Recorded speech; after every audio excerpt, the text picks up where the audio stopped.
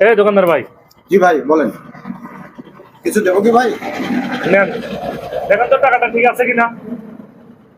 টাকা ঠিক আছে তো ভাই? টাকা ঠিক আছে তো ভাই? ঠিক আছে।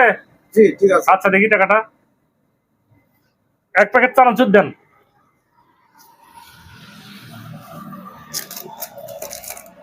আরো এক প্যাকেট দেন। এক মশা লাগবে না। আর এক প্যাকেট বিস্কিট দেন। মশা লাগবে না, মশা লাগবে না। ও যাক, এটাও নিলাম। আপনার কাছে কি টাকা আছে? আচ্ছা আমার কাছে টাকা আছে। দেখি। এই যে।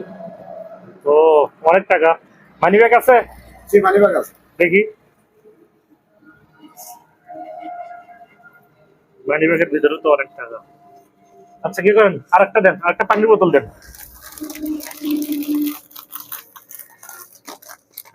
দেন এখানে দেন। কাজ করেন, আরেকটা দেন। ঠিক আছে থাকেন ভাইয়া। প্রিয় ভাইয়েরা, আপনারা কি দেখলেন?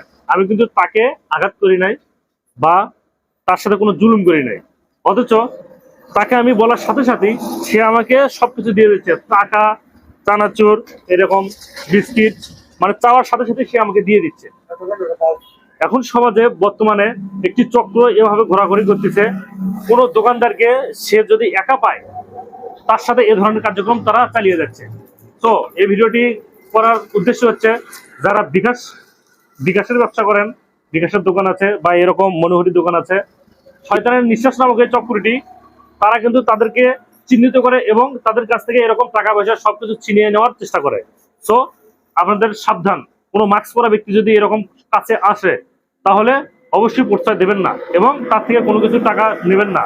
যদি বলে যে এটা ঠিক আছে কিনা বা এই ঠিকানাটা ঠিক আছে কিনা দেখেন তো, এটা কোথায়, এটা কখনো হাতে নেবেন না। ধন্যবাদ সকলকে।